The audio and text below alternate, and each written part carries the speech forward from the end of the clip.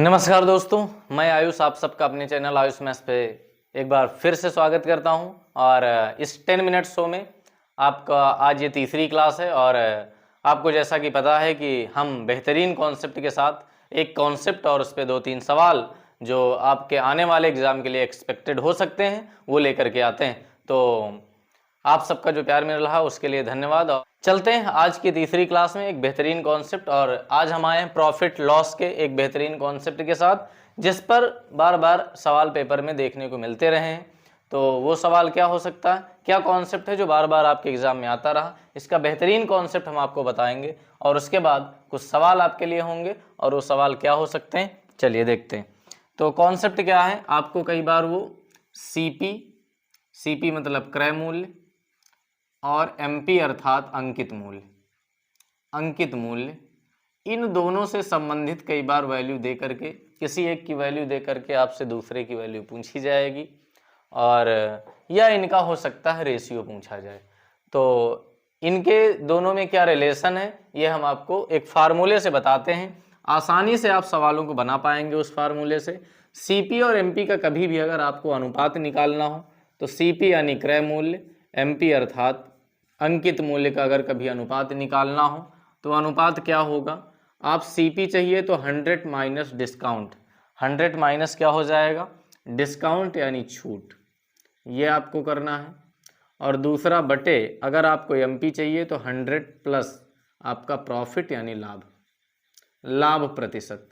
अगर आपको इन दोनों का रेशियो चाहिए तो आप उसके लिए क्या करेंगे, देखें सीपी और एमपी का अनुपात पता करने के लिए 100 माइनस अगर आप प्रतिशत छूट जितना है वो घटा दें तो आपको सीपी मिल जाता है। और अगर एमपी पता करना है तो 100 प्लस कितना प्रॉफिट हुआ है, अगर लॉस हो तो यहाँ माइनस कर देना और अगर प्रॉफिट हो तो यहाँ प्लस कर देना है। आपको यहाँ सीपी और एमपी का अनुपात बड़े आसानी से मिल जाएगा। तो चलते हैं और देखते हैं जो सवाल आप देख पा रहे हैं स्क्रीन पर, इसको अब आसानी से कैसे बनाएंगे, कैसे लगाएंगे। इस तरह के सवाल लगातार पेपरों में आते रहे हैं। ओके, तो चलिए देखते हैं सवाल कैसे होगा। क्या कह रहे हैं कि एक माल के लागत मूल्य में कितना प्रतिशत जोड़ा जाए, एक माल के लागत मूल्य में कितना प्रतिशत जोड़ा जाना चाहिए ताकि अंकित मूल्य पर 10% की छूट देने के बाद भी 20% का लाभ हो। अब आप बताइए, अगर आपको यहाँ से कह रहे हैं कि लागत मूल्य में कितने प्रतिशत बढ़ा दिया जाए कि जब अंकित मूल्य पर 10% का डिस्काउंट दिया जाए तो उसके बाद भी 20% का लाभ हो, तो हमें चाहिए यहाँ सीपी और एमपी का रेशियो। क्या चाहिए, सीपी और एमपी का। तो छूट कितने की दी जा रही, 10% की, तो 100 माइनस 10 कर दीजिए आप, 100 माइनस 10 कर दीजिए। और लाभ आपको चाहिए 20% का, तो 100 प्लस आप 20 कर दीजिए। और यहाँ से आपका रेशियो आ जाएगा 90 बटे कितना 120। आप चाहें तो इसे कैंसिल कर दे, 3 त्रिक्का 9 और 3 चौक, यानी एक चीज़ पता चल गया कि अगर 3 रुपये सीपी है तो 4 रुपये आपका अंकित होना चाहिए। यानी आपको सीपी कितना बढ़ाना पड़ेगा, 1 बढ़ाना पड़ेगा। किसे बढ़ाएंगे, सीपी को 3, और 1/3 को अगर परसेंटेज में चाहिए तो 100 से मल्टीप्लाई कर दीजिए और आपका आंसर 33 सही 1/3 या 33.33%। आपका ऑप्शन नंबर डी इस करेक्ट हो जाएगा। तो आप बहुत ही आसानी से, आप देखें इन सवालों में कुछ भी नहीं है, कुछ चंद सेकंडों में आप इन्हें बना सकते हैं। लेकिन इतनी बात आपको पता होनी चाहिए कि सीपी और एमपी का रेशियो अगर निकालना हो तो सीपी के लिए 100 माइनस डिस्काउंट और 100 प्लस प्रॉफिट आपके लिए एमपी के लिए। तो यहाँ से रेशियो मिलने के बाद आप आसानी से इनका परसेंटेज भी बता सकते हैं, और हो सकता है किसी एक चीज़ की वैल्यू दी जाए तो आप दूसरे की वैल्यू भी बता सकते हैं। तो चलिए अगला सवाल आपके लिए, आप बनाने की कोशिश करें, आप कोशिश करें कि सवाल का आंसर क्या होगा, बताइए। आप ये दूसरा सवाल खुद बनाइए कि इसका आंसर क्या होगा। ओके,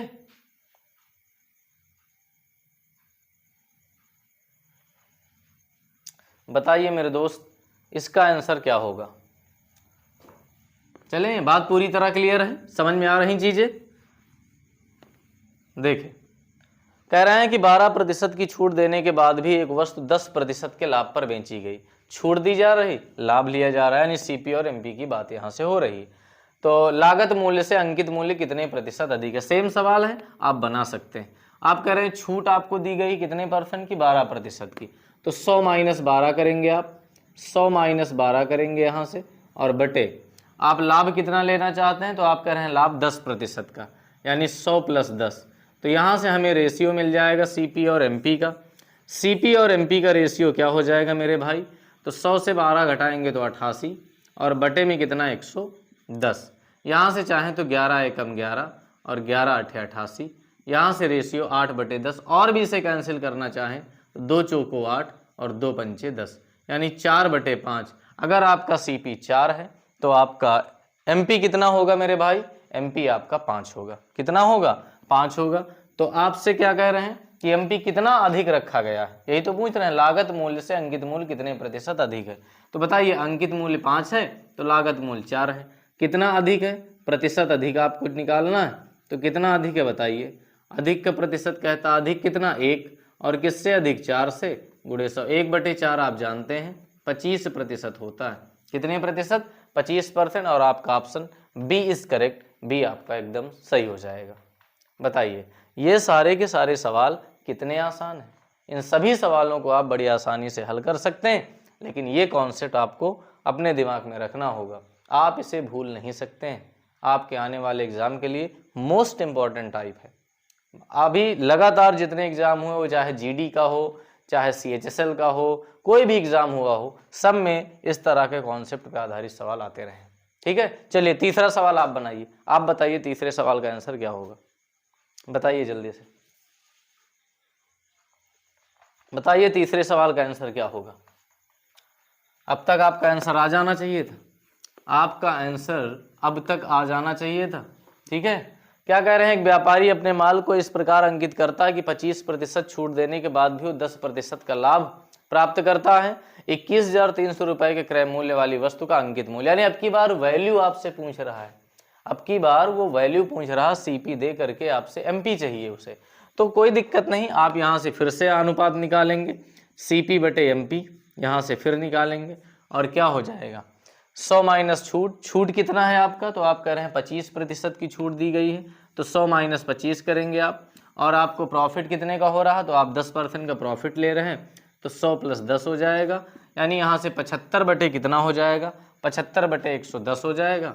अब आप देखें कि अगर आपने 75 में खरीदा है तो आपका एमपी कितना है, 110 होना चाहिए। कितना होना चाहिए, आप चाहें तो 5 से इसे काट सकते हैं, 5 से काटेंगे 15 बार में, 15 × 5 = 75, और 5 दूना 10 और 5 दूना 10, यानी अगर 15 में आपने खरीदा है तो आपने 22 अंकित कर दिया है। अब आपसे कहा जा रहा सवाल में, क्या कहा जा रहा, कह रहे हैं कि 21,300 रुपये क्रय मूल्य वाली वस्तु है, यानी क्रय मूल्य की वैल्यू है 21,300, कितनी है, 21,300 रुपये क्रय मूल्य की वैल्यू है। तो एक की वैल्यू कितनी हो जाएगी, तो 15 एकम 15 और 6 15 चौको 60 और 3 15 दूनी 30, यानी 1420 हो जाएगी। तो 22 की वैल्यू कितनी हो जाएगी, 1420 गुणा कर दीजिए तो कितना हो जाएगा, 22 दूना 44, 22 चौक 88 और 4 कितना हो जाएगा 92, और 22 एकम 22 और 9 कितना हो जाएगा 31, यानी आपकी वैल्यू आ जाएगी 31,240, और ये पहला ही ऑप्शन आपका आंसर है। बताइए, इस सवाल में कहीं कोई दिक्कत है, कोई भी ऐसी चीज़ जो आपकी समझ में नहीं आ रही। बहुत ही आसानी से आप पेपर में इन सवालों को बना सकते हैं। जो सवाल लगते थे कि हम रेशियो मेथड से लगाएंगे या फिर एक्स मान के लगाएंगे, उन सवालों को आप इतनी सी चीज़ में लेकर के ख़त्म कर सकते हैं। ठीक है ना, बहुत से लाभ हानि के ऐसे सवाल जो इससे लग जाते हैं। तो मेरे दोस्त, अगर आपको ये सभी सवाल पसंद आए हों, एक सवाल जो आपको लास्ट में ये दिया जा रहा है, इसका आंसर आप कमेंट बॉक्स में ज़रूर बताएं, और ये अगर सेशन आपको पसंद आता है तो आप शेयर ज़रूर करें, और फिर मिलेंगे अगली वीडियो में। डेली आपको एक कॉन्सेप्ट के साथ, बेहतरीन कॉन्सेप्ट के साथ मुलाकात होगी। तो तब तक जय हिंद सभी को।